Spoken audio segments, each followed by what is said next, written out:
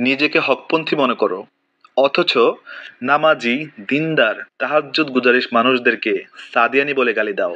মসজিদের আমলের সাথে যদি তোমার কোনো সম্পর্কই না থাকে, তাহলে তুমি এক বিশাল ধোঁকার মধ্যে আছো।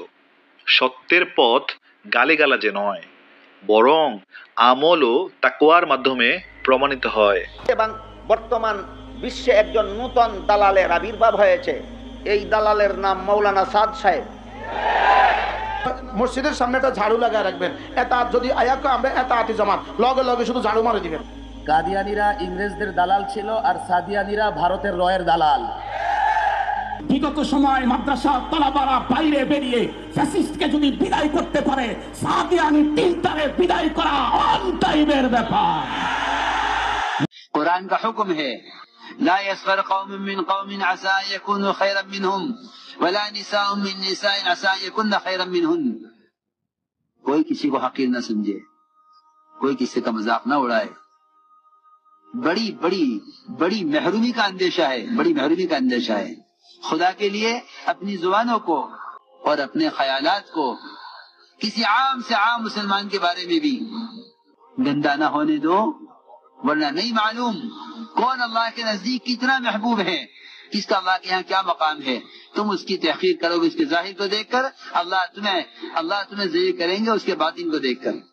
तुम किसी को हकीर करोगे उसके जाहिर को देखकर, अल्लाह तुम्हें ज़लील करेंगे उसके बातिन को देखकर। बहुत मुमकिन है कि उसका बातिन अल्लाह के नजदीक इसके जाहिर से बेहतर हो। बिस्मिल्लाहिर रहमानिर रहीम। ইব্রাহিম দেওলা মাওলানা সাদ কান্দলবির ওস্তাদ ছিলেন, অথচ আজ তাদের ছাত্রের সাথে তাদের মতবিরোধ দেখা দিয়েছে। তাহলে প্রশ্ন হলো, কে বেশি বোঝেন, কে বেশি সঠিক, উস্তাদ নাকি ছাত্র? তাহলে প্রশ্ন হলো, ইসলাম কি আমাদের এই প্রশ্নের উত্তর দেয়? হ্যাঁ, অবশ্যই দেয়। ইসলামের সৌন্দর্য এখানে যে এখানে বয়স, শিক্ষা, সম্পদ বা সামাজিক অবস্থান চূড়ান্ত মানদণ্ড নয়। আল্লাহ এসব দেখেন না। তিনি দেখেন বান্দার ইখলাস, সত্যের প্রতি দৃঢ়তা ও অন্তরের বিশুদ্ধতা। ইমাম বুখারী রহমতুল্লাহ আলাইহি, যিনি সহিহ বুখারী সংকলন করেছেন, যা কুরআনের পর সর্বাধিক নির্ভরযোগ্য গ্রন্থ হিসেবে স্বীকৃত, তারই উস্তাদ মুহাম্মদ ইবনে ইয়াহিয়া আজ-জুহলি রহমতুল্লাহ আলাইহি তার বিরোধিতা করেন। নিশাপুরের বিখ্যাত মুহাদ্দিস জুহলি ঘোষণা দিলেন যে ইমাম বুখারীর দর্সে যাবে, সে আমাদের দর্সে আসতে পারবে না। তাকে বদ আকিদা বলে অপবাদ দেওয়া হলো এবং জনগণকে তার বিরুদ্ধে দাঁড় করানো হলো। ফলে ইমাম বুখারী নিশাপুর ছেড়ে চলে যেতে বাধ্য হলেন। কিন্তু ইতিহাস সাক্ষী যে আজ তার উস্তাদকে নয়, বরং ইমাম বুখারীকেই আমিরুল মুমিনিন ফিল হাদিস, হাদিসের নেতা উপাধিতে ভূষিত করা হয়।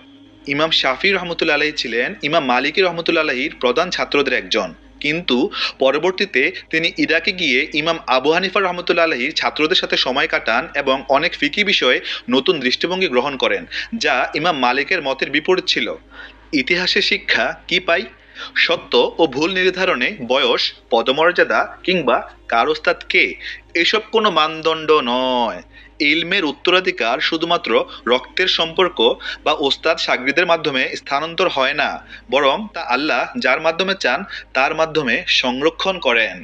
ওস্তাদ সবসময় সঠিক হন না, কখনো কখনো ছাত্র সত্যের উপর থাকতে পারে। আল্লাহ তাআলা বাহ্যিক বিষয় নয়, অন্তরের অবস্থা ও ইখলাস দেখেন। যারা সত্যের উপর অবিচল থাকেন, ইতিহাস তাদের স্মরণ করে।